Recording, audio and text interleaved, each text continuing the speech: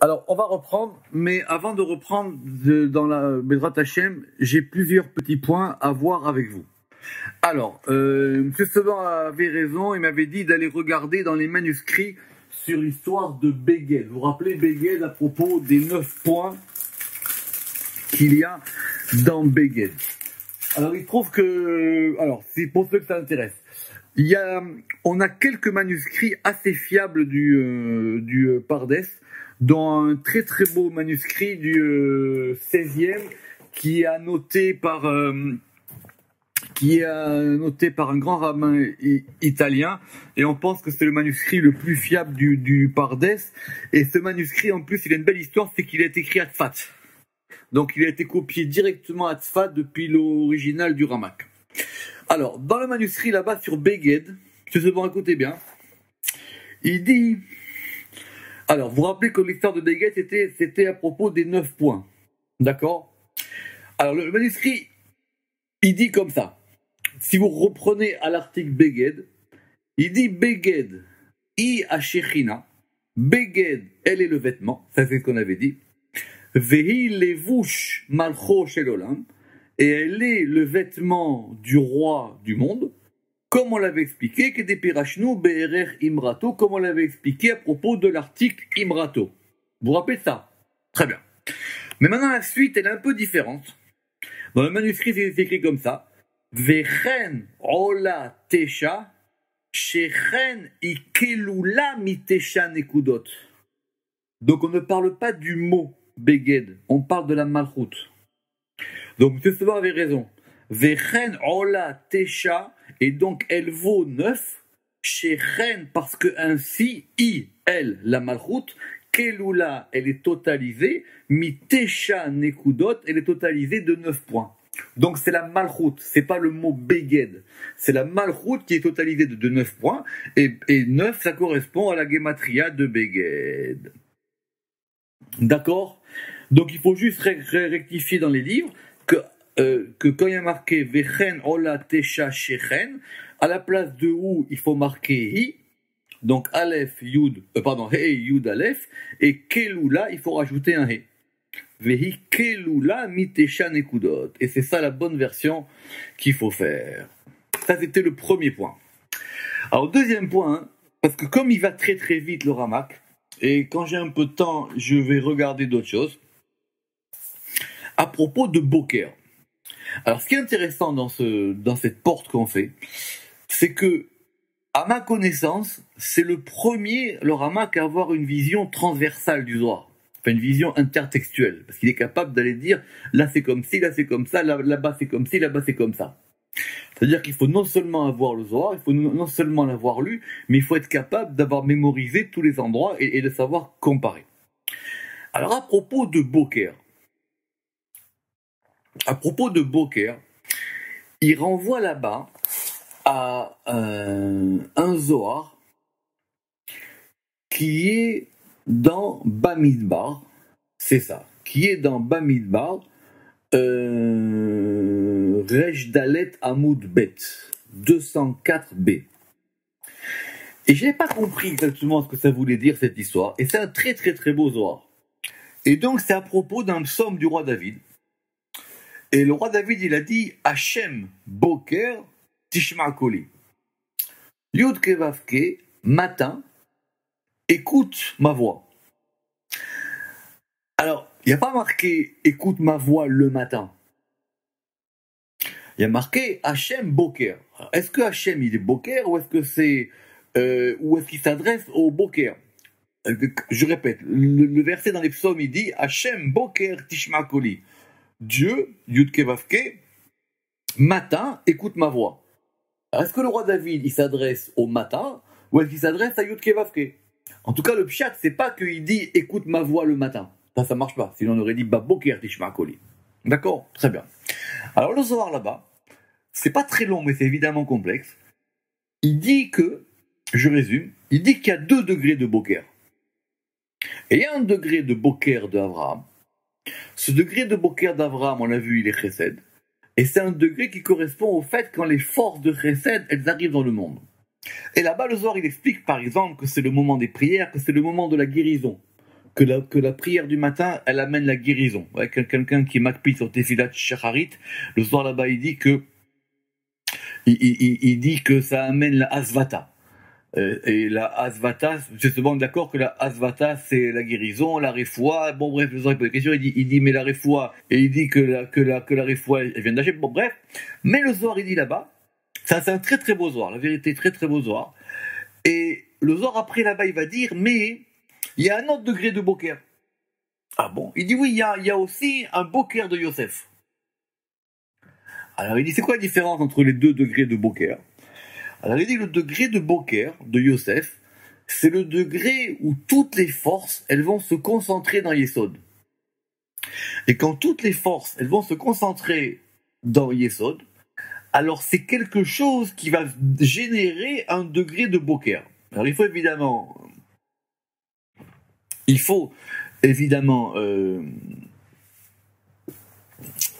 approfondir, mais c'est ça. Donc c'est de là-bas que c'est tiré et donc apparemment c'est la seule occurrence dans le Zohar où on voit qu'il y a 2 degrés de Boker. Donc je répète, il y a un degré de Boker d'Abraham et il y a un degré de Boker de Yosef. Alors on reprend Bezrat Hashem, on est dans la lettre Bet, Baït. Alors Baït évidemment c'est une notion fondamentale et qui va revenir plusieurs fois.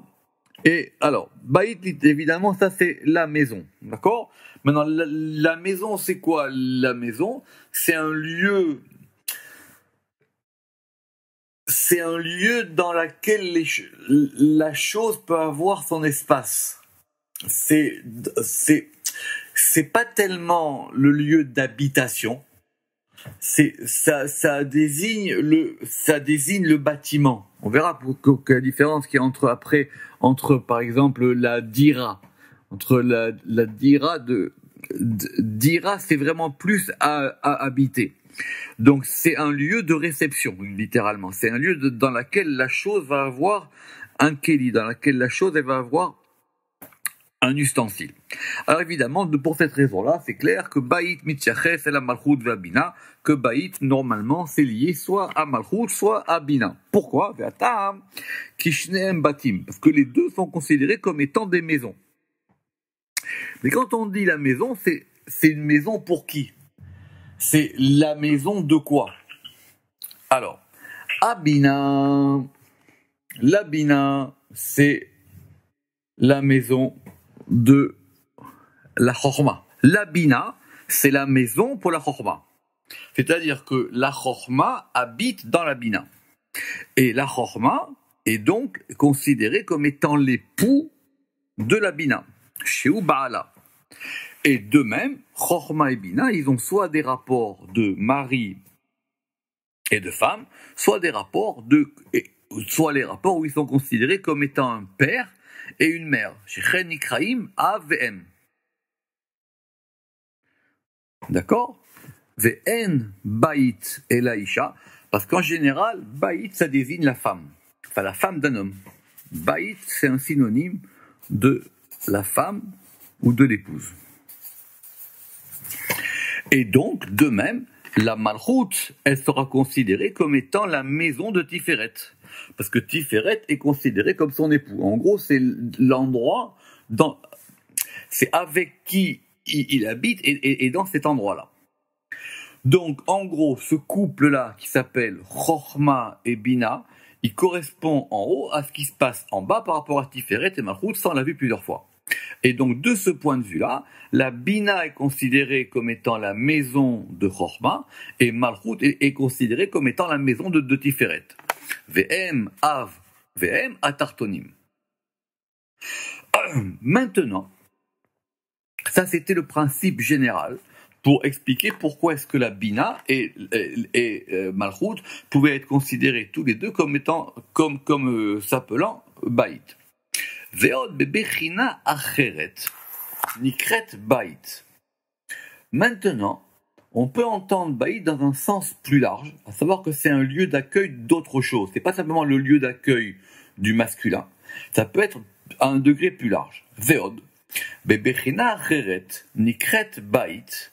Mipne she'abina ba'it lechol ha'atzilut atartonim Mimena sheba ayu ou mimena yatsu ou ba chosrim. Deuxième manière, c'est que la bina, c'est la maison d'où tout est sorti, parce que les sphirotes d'en bas, elles sortent toutes de la bina, et elles proviennent toutes de la bina, et elles reviennent toutes vers la bina. Donc c'est la maison maintenant comme étant le lieu d'émanation, le lieu de naissance et le lieu de retour. C'est ça qu'on comprend plus, par exemple, quand on dit que la bina c'est le yovel ou la bina c'est la teshuva. C'est qu'on rentre à la maison. On revient à la maison. Donc de ce point de vue-là, la bina peut être aussi appelée baït. Et donc ça veut dire qu'elle peut même être une maison par rapport à tous les degrés qui sont en dessous. Parce que c'est de là dont ils proviennent. Et de même, par rapport à la malchut, va malchut ba'it lahem be'erer she'eleha shavim lalichet. Et la malchut aussi, c'est aussi considérer la maison non pas simplement par rapport à Tiferet, mais par rapport à toutes les sirotes, parce que c'est le lieu de destination de tout. Tout va dans la malchut. Kanoda, chez Kulam mashpi'im ba, parce que toutes vont influer, toutes les sirotes vont influer quelque chose en direction de la malchut, vekulam nichnasim betocha, et tout rentre à l'intérieur. C'est pour ça que la malchut c'est un hé, c'est un lieu dans lequel, c'est un lieu de réception des choses. Troisième raison, et troisième raison pour laquelle la malchut elle est appelée baït, כי כמו שהבית כולל עניינים רבים וכלים מכלים שונים. De même que la maison, elle contient en elle de nombreux éléments, des pièces, des fonctionnalités, וכלים מכלים שונים, et des différents ustensiles, l'armoire, tout ce qu'on peut mettre dans une maison. כן המלכות, de même la malchut, כוללת גם כן עניינים רבים ובחינות רבות וכוחות לאין תכלית. Et de même, la malchut, elle va contenir de nombreux aspects, de nombreux sujets et des forces sans nombre. C'est ce qui explique pourquoi on a autant de kinuyim pour la malchut. Et ce qui explique pourquoi est-ce qu'on a autant d'appellations pour la malchut. Parce que comme elle contient tout, et qu'il y a beaucoup de choses en elle, donc à chaque fois, ça désigne un de ces aspects. Et on pourrait peut-être attribuer le même raisonnement par rapport à la bina, mais c'est vrai que c'est plus la malchut. D'ailleurs, vous vous rappelez ce qu'on a vu hier, on a posé la question sur la isha, etc. Pourquoi est-ce que la malchut elle a autant d'appellations différentes? Parce que c'est un lieu dans lequel il y a beaucoup de choses. Tout est inclus dans la malchut. Ou plutôt, ce qu'on veut nous, c'est pouvoir tout mettre, c'est que tout soit dirigé vers la malchut. Ve'od, ve'inyan shene ate'amim babatim ha'ele. Je reprends. Alors maintenant, ve'inyan shene ate'amim babatim ha'ele, em shene bechinot shonot, Maintenant, les deux raisons par rapport à cette raison pour laquelle on a nommé toutes ces choses-là à la maison, ça correspond à deux aspects différents pour chacune. C'est-à-dire, Abina yeshla bechina be'erech ha-chochma. La bina, elle est donc considérée comme étant maison par rapport à chochma. Shei echal elea, parce qu'elle est considérée comme étant son palais. Alors on verra quand on sera, si Dieu veut, à palais, Echal, mais Baït et Echal, ce sont deux notions d'habitation. Simplement qu'effectivement, un Echal, un palais, c'est plus grand qu'une maison. Donc reprenons. La Bina, elle est appelée Baït par rapport à Chochma. Ou elle est appelée aussi Baït, au Be'erer, Kol Atzilut Aganuz Betocha, ou aussi par rapport à toute l'émanation qui est dans elle. Donc en fin de compte, maison, c'est quand on va dire baït, c'est baït par rapport à qui? Par rapport à quoi? Par rapport à quelle fonction? La bina, elle est baït par rapport à Chochma, en tant que Chochma est plus haut qu'elle et que lui il est masculin, elle est féminin. Mais elle peut être aussi considérée Baïd par rapport à tout ce qui est en dessous d'elle, comme on a dit. Et de même pour la Malchut. De même, la Malchut aussi, elle a ces deux aspects.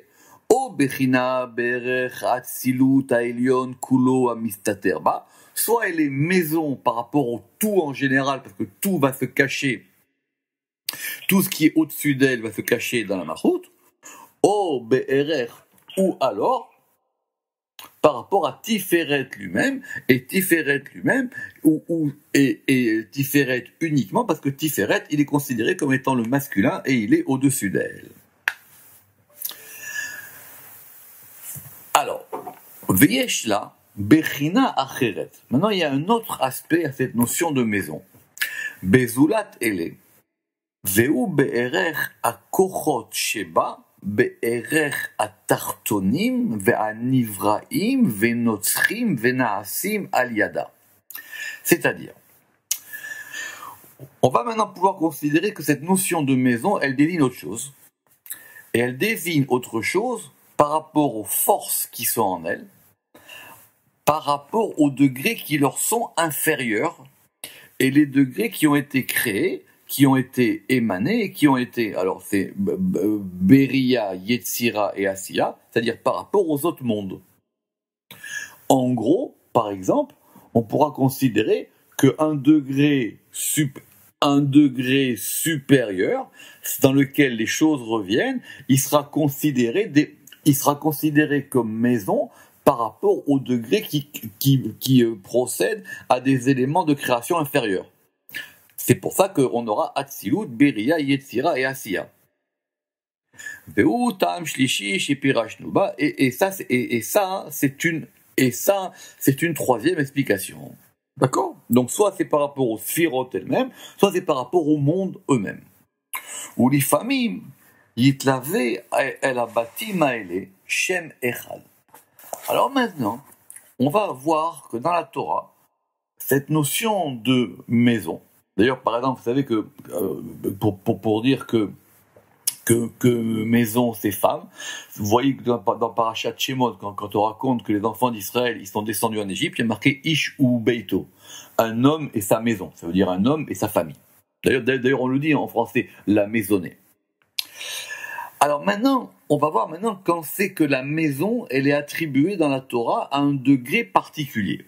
Et là, effectivement, ça manque pas. Par exemple, Beit El. Alors Beit El, c'est connu, on l'a vu ça dans les patriarches, effectivement, par rapport à Abraham. Alors c'est quoi Beit El? Alors, évidemment, nous on a Beit El, c'est-à-dire c'est la maison de El. Maintenant, on sait comment ça marche. Venikret à Malchut. Donc Baït, c'est la maison, il n'y a pas de problème. Mais maintenant, c'est la maison Chen biota nishpaat mitzad hayamin anikreel. C'est en tant qu'elle est influée par le côté droit qui s'appelle elle. Alors que le Shem El soit lié à la droite et à autre chose, ça évidemment on le sait depuis longtemps. Mais ici, comme ça s'applique à Abraham, c'est clair que ça s'appelle Beit El. Donc c'est la maison du Chesed, on va dire. Velachen, Abraham, Baal Ayamin. C'est pour ça que Abraham, qui est le maître du côté droit, Kol Masahav Ayu Mikedem. Et Abraham, c'est connu que toutes les fois où il a voyagé, alors il y a deux manières de voir les voyages d'Abraham. Soit on voit qu'il a toujours voyagé vers le sud, c'est-à-dire que c'est par rapport à son degré, mais on peut dire aussi que toujours il a voyagé Mikedem. Alors Mikedem, normalement ça veut dire depuis l'Est, c'est-à-dire qu'il s'est éloigné de l'Est, parce qu'il venait lui complètement de l'Est profond. Mais Kedem aussi, comme on l'a vu au début du Pardes, Kedem ça veut dire aussi de l'antériorité. Or c'est quoi l'antériorité dans les sphirotes? C'est Keter et Chorma. Besod Keter et Chorma, chez Shenehem Kedumim, parce que ce sont les deux degrés primordiaux qui sont donc avant, comme on l'expliquera à propos de Beth El, comme on l'a expliqué Beth El par rapport à la Malchut. Alors, par exemple, On a dans la Torah, Vechen Bet Hel Miyam. Alors, alors vous savez que dans les directions géographiques, j'espère que tout le monde sait, on les désigne aussi par rapport à des points précis. Par exemple, quand on dit Yama Vakedma, c'est quoi Yama Vakedma? Littéralement, c'est du côté de la mer et du côté de l'est. Pourquoi? Parce que Yam, c'est la mer, mais la mer, c'est l'ouest. D'accord? C'est pour ça qu'on dit Yama, c'est l'ouest. Alors, Vechen, donc c'est marqué dans la Torah, Bet Hel Miyam. Ça s'appelait la maison de El, Miyam, depuis la mer, c'est-à-dire depuis l'ouest. Et ça, c'est par rapport au sud.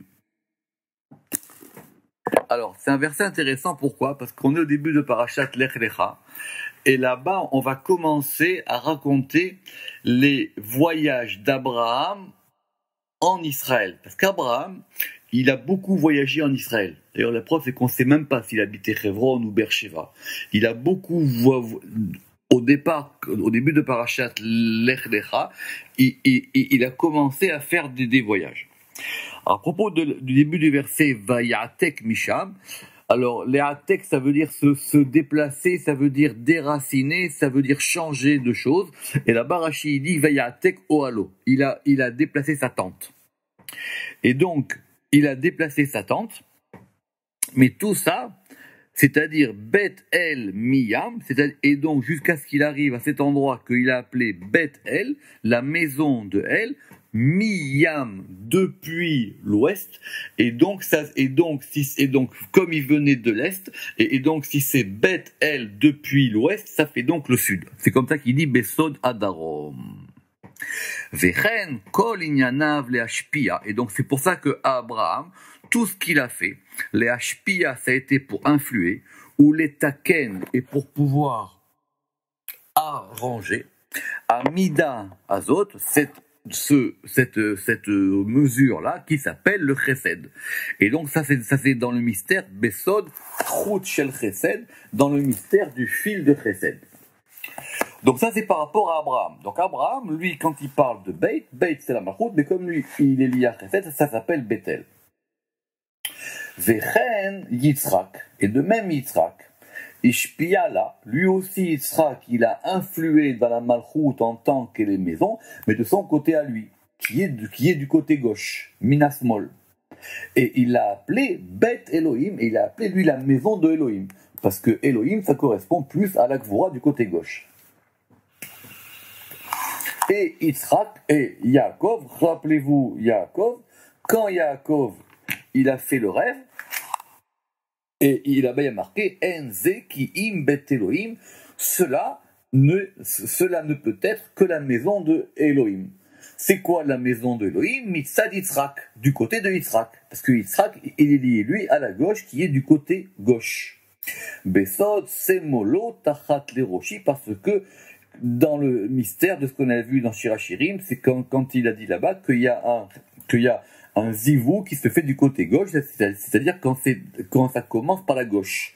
Et c'est pour ça que là-bas, il y a marqué « C'est molo tachat le roshi », sa gauche, elle est sous ma tête. Et c'est comme ça que c'est expliqué dans le Zohar, dans Parashat Vayetse. Mais, comme ce nom de Elohim, il n'est pas forcément lié à la Gevura, Od Piresh Rabbi Shimon Bar Yochai Alav Shalom, et donc Rabbi Shimon Bar Yochai, il a aussi expliqué que ce nom de Bet Elohim, Nikra Chen Mitzad Bina, c'est aussi par rapport à la Bina. Parce que vous vous rappelez que la Bina, c'est Yudke Vavke avec les Nekudot de Elohim, ou même des fois ça peut être la Bina elle-même, comme par exemple dans Maaseh Bereshit, quand il y a marqué là-bas la création par rapport à Elohim, c'est par rapport à la Bina. Vechen Gamken Kenoda. Et dans le Zohar, dans Parashat Vayishlach, on a l'impression que c'est aussi la Bina qui s'appelle Bet El. Alors pourquoi? C'est comme je vous ai dit, parce que ce nom de El, c'est vrai qu'en général, il est lié à Chesed, mais il peut avoir effectivement, comme tous les noms, il peut effectivement différer selon là d'où il provient. Pourquoi? Alors pourquoi est-ce qu'on peut dire que Bet El, c'est aussi par rapport à la Bina? Charles Omaratam leur dit pourquoi? Ki misham amshachat amazon veshefa la chesed, parce que c'est depuis la bina que provient l'influx et la nourriture de chesed qui s'appelle El. Donc Beit El, ça veut dire c'est le degré duquel va provenir le degré qui est chesed. En fin de compte, quand il a dit ici que Beit El c'est par rapport à la bina, c'est plus par rapport à Bait. C'est-à-dire soit c'est Bait en tant que Malchut, soit c'est Bait en tant que bina. Vezeu Bet El, et donc c'est quoi maintenant ce degré de Bet El, si on le considère par rapport à la bina? Beit Veotsar, c'est-à-dire c'est la maison, c'est l'entrepôt chez Mimeno Mitparnes El, d'où T nourrit le degré de El. Donc soit c'est le degré dans lequel El va habiter, soit c'est le degré qui va nourrir El. N'oubliez pas qu'il y a ces deux sens au mot maison. Soit c'est d'où ça va, soit c'est d'où ça provient. Chez ou chesed, ou bebechinazo, nikretchen. D'accord? Ça c'est pour les bêtes qu'on verra dans la Torah. Donc on a vu Bet El et Bet Elohim. Alors maintenant, vous allez aimer ça. On va revenir à des expressions plus courantes. Par exemple, le Bet HaKnesset. Ha ha ha. C'est quoi le Bet HaKnesset? Littéralement, c'est la maison du rassemblement. D'accord? C'est pour ça que c'était traduit par synagogue. Parce que ça vient de sin qui veut dire ensemble. Alors, la Malchut aussi, on peut l'appeler Bet HaKnesset. Mais pourquoi? Kacher tikanes vetikabetz berachot veshefa. Lorsque dans la Malchut vont être rassemblés, unis, les bénédictions et l'influx de toutes les séphirotes mikol midot à Elionot, de toutes les séphirotes supérieures qui sont au-dessus d'elles. Et c'est ça qui est marqué dans les Tikkunim. Bet HaKnesset, c'est quoi Bet HaKnesset? C'est le rassemblement de toutes les bénédictions. C'est pour ça que la Gemara elle dit que c'est que on prie dans le Bet HaKnesset, mais celui qui étudie, c'est mieux qu'il prie là où il va étudier. Et d'ailleurs, même le degré de Kedusha de la maison d'études, il est supérieur au Bet HaKnesset. Pourquoi? Parce que c'est l'influx qui est reçu. Et donc, nous, ce qu'on appelle Bet HaKnesset, c'est le degré qui reçoit l'influx de tous les degrés. Alors effectivement, le vocable le plus connu, c'est le Bet Hamikdash. Et donc, toujours c'est la Malchut. C'est simplement la Malchut vue de différents aspects. Alors maintenant, ça veut dire quoi quand on l'appelle Beit Hamikdash?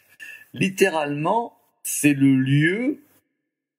Alors, Hamikdash, c'est pas le lieu de la sanctification, c'est le lieu du sanctifiement, de ce qui donne, c'est le lieu qui sanctifie. Voilà. Hamikdash.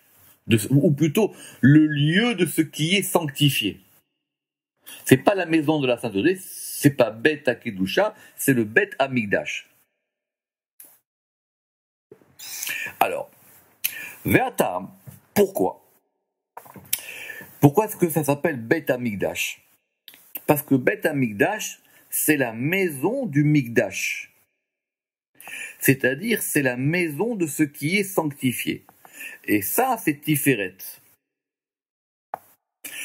En fin de compte, c'est la maison, c'est ce qu'on dit, c'est la maison de celui qui sanctifie et qui est sanctifié. Donc, c'est la maison divine. Et écoutez ce que dit le Ramak. Ou Bet Hamikdash hazeh sheibane bimera beyamenu.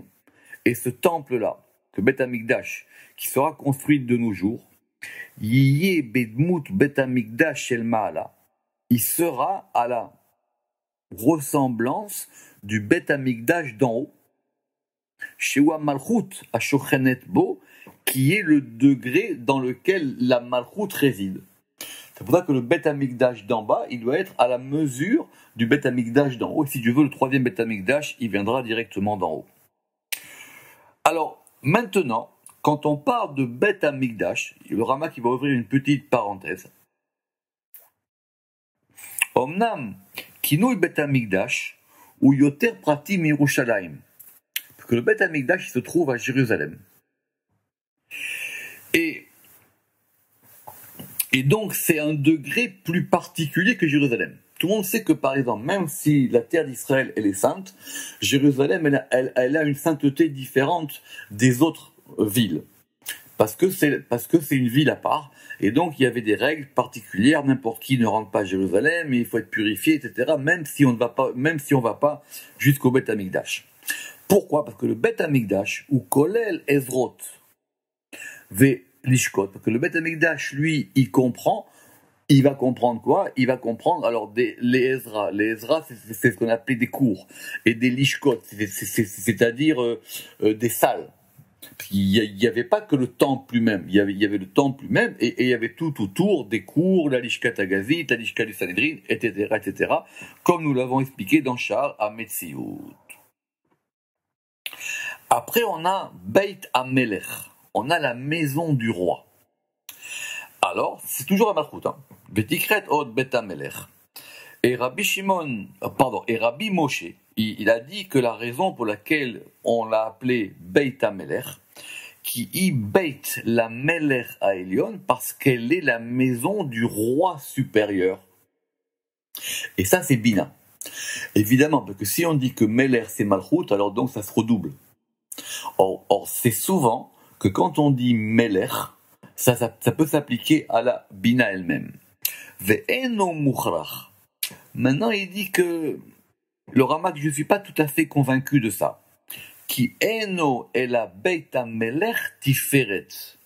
Parce que le roi, ça peut être aussi tiferet. Donc ça, on verra quand on verra à l'article Melech. Melech, ça peut s'appliquer à plusieurs degrés. Et c'est clair que si la reine, c'est la Shrina, alors le roi de la reine, c'est Tiferet lui-même. Ki ugamken nikra Melech veubeto. Parce que lui aussi il s'appelle Tiferet, et parce que Melech aussi il s'appelle Tiferet, et ça c'est sa maison. Alors après on a Beit HaOlam. Alors Beit HaOlam, évidemment, c'est la maison du monde ou la maison éternelle, mais on sait tous que Olam, ça peut s'appliquer à un autre degré. On verra à Olam, mais on l'a déjà vu plusieurs fois. Ve'od yesh Beit HaOlam. Ou Piresh Rabbi Moshe Shia Chochma. Alors il dit, c'est quoi Beit HaOlam? Ça s'appliquerait à Chochma. Pourquoi? Parce que Chochma, qui y Beit les Chol Sal, parce que c'est la maison de toutes les choses qui ont été créées et qui ont été émanées. Ve'u Mekomo Shel Olam, et c'est ça qu'on dit que quand on parle de Dieu, on dit il est lui le lieu du monde, et le monde n'est pas son lieu. Le Ramak, il a juste ramené. Il n'a pas dit qu'il est d'accord ou pas d'accord. Il a dit, voilà ce que j'ai vu par rapport à cette notion de Beit HaOlam. Alors, tant qu'on est maintenant dans Baït, on a après Beit Zevul. Alors, Zevul, c'est un mot particulier. Et quand on avait vu cette notion de Zevul, j'avais beaucoup hésité sur la traduction. Où est-ce que ça apparaît cette histoire de Zevul, si vous en souvenez? Allez, ceux qui connaissent un peu de Torah. Zevul, ça apparaît où? Monsieur Seban, Zevul.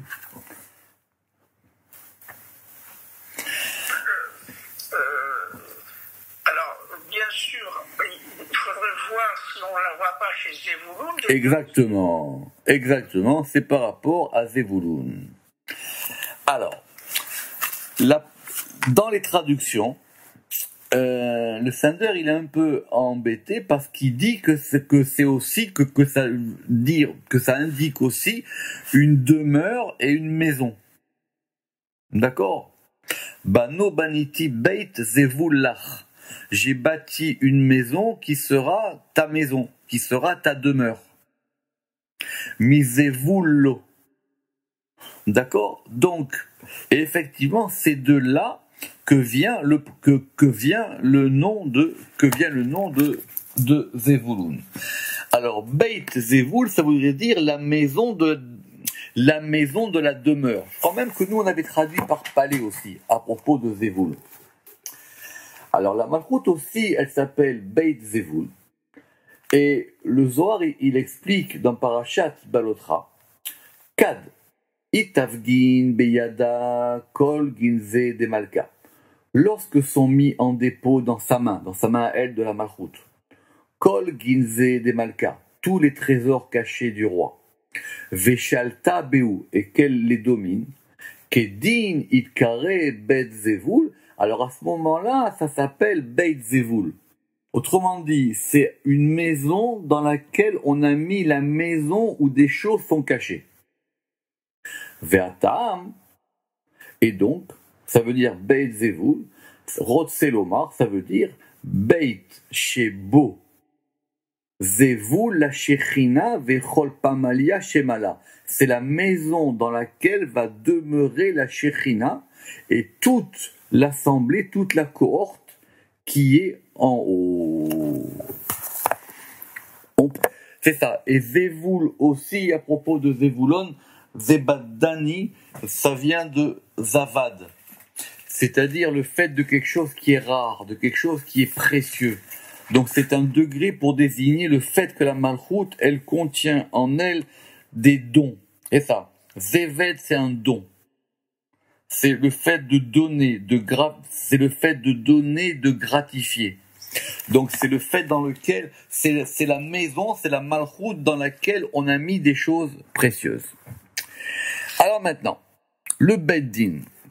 Tant qu'on est dans le Beddin. Alors le Beddin, évidemment, on traduit tous par tribunal, parce que ça va vite. Mais, normalement, ça veut dire la maison du jugement. C'est ça, Beddin. Alors, maintenant, vous savez qu'il y a plusieurs Beddin. Alors, il y a d'abord le Beddin simple. Et pourquoi ? Parce qu'un Beddin simple, il est composé de 3 personnes. Il faut qu'il y ait 3 juges pour composer un Beddin, pour composer un tribunal simple. Alors pourquoi est-ce que la malchoute, elle va s'appeler Beddin ? Venikret Beddin shel shlosha. Et donc elle s'appelle le Beddin de 3 personnes. Ou Piresh Rabichen, Piresh Rabbi Shimon de Yochai dans le Raya Memna. Et Rabbi Shimon de Yochai, il expliquait dans le Raya Memna dans Shemot. Beddin, c'est quoi Beddin ? C'est la Shrina, Shrinta. Begimel qui est composé de 3. Tlat Chivan, des Merkavata Dila, et ça correspond aux 3 chayot, aux 3 vivantes, aux 3 bêtes, dont des Merkavata Dila, dont elle est le chariot, ou qui sont son chariot. Et c'est-à-dire, c'est la malchoute en tant qu'elle est composée de 3 faces. Ve'akavana qui kolelet shlosha panim. C'est-à-dire, pene arié. Et donc, c'est-à-dire, si on prend maintenant la Merkava, on va garder que 3 degrés. On va garder le lion, donc les faces du lion. Pene shor, on va garder le bœuf. Et pene necher, et les faces de l'aigle. Alors, vous allez dire, mais la 4e face, qui est pene Adam, qu'est-ce qu'elle est devenue ? Qui a Adam ou à Rochev.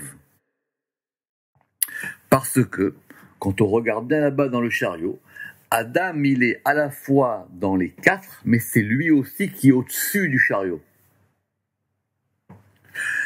Qui a Adam ou à Rochev, c'est lui qui conduit le chariot. Vegam Adam i atzma. Et Adam, ça peut être aussi un degré par rapport à elle-même. Donc c'est pour ça qu'un Beddin minimum, c'est 3. Parce qu'on a besoin qu'il y ait 3 nuances. Il faut donc la droite, la gauche et le milieu. Il faut qu'il y ait le arié, le shor et le necher. Ve'az, et alors, biyota nichlelet bishlosha panim. Lorsque la malchoute, elle reçoit au moins ces 3 visages, elle s'appelle un Beddin de 3. Et c'est-à-dire, Ve'ainu shetekabel minayamin ou minasmol ou minaemsaï. Et donc, parce qu'elle reçoit du côté droit, du côté gauche et du côté central. Voilà ce que c'est un Beddin Stam, c'est quelque chose qui reçoit de 3 degrés. Et ça s'appelle une maison parce que c'est là, dans ce lieu-là, où va se faire le jugement. Mais pour qu'il y ait jugement, il faut qu'il y ait au minimum 3 personnes. En tout cas, pour ça s'appelle un Beddin de 3. Alors maintenant, on a vu aussi, si vous connaissez les textes, qu'il y a un Beddin supérieur et il y a un Beddin inférieur. Ve'od yesh Beddin Elyon ou Beddin Tarton. Pourquoi ? Parce qu'il y a 2 degrés dans le din. Il y a un din, il y a 1 degré de la rigueur, de la rigueur du jugement qui est en haut et un qui est en bas. Et c'est-à-dire qu'il y en a un, VM midatadin à rafé ou midatadin à caché. Et ça correspond soit à l'attribut du din faible, soit à l'attribut du din fort. Ce qui est la raison pour laquelle on a 2 jours de Rosh Hashanah, en tout cas l'une des raisons. Parce que quand on fait le din, il faut qu'il y ait 2 degrés, 1 degré faible et 1 degré dur. Et de même, la différence qu'il y a entre le grand beddin et le petit beddin. Vechen beddin gadol ou beddin katan. Alors, omnam nikra beddin gadol. Alors c'est quoi quand on dit gadol? Ka'asher agevura melea zechuyot mitzad gedola. Alors, c'est quand la gevura elle est remplie de mérite du côté de la grandeur. Parce que n'oubliez pas que Gadol, c'est Gedoula, Gedoula, c'est Chesed. Mais c'est un Beddin, donc c'est de la Gvura. Donc ça s'appelle Beddin à Gadol, quand effectivement, ça reçoit de la Gedoula, ça reçoit du Chesed, et ce Chesed-là, il va donner du mérite au plaignant. Vezeu, Kacher Tered Abina. Et donc maintenant, lorsque la Bina, elle va descendre vers la Gevura, parce que n'oubliez pas que la Bina, c'est elle qui est du côté gauche et c'est elle qui va faire descendre les choses dans la Gevura.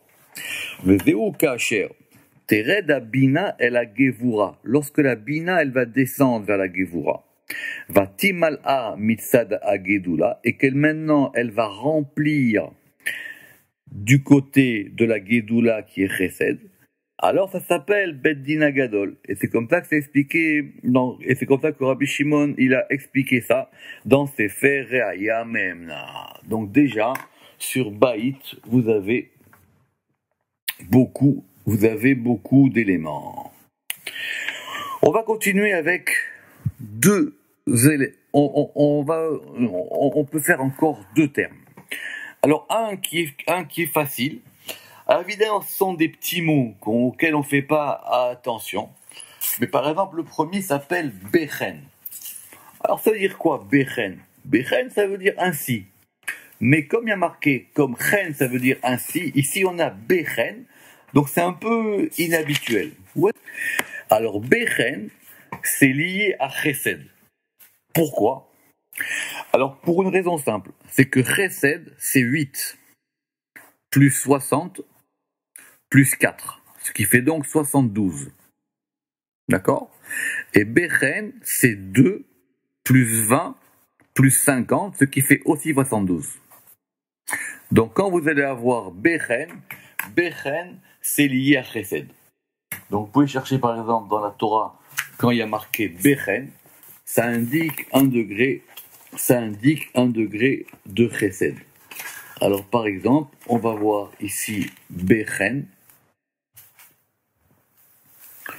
Bechen.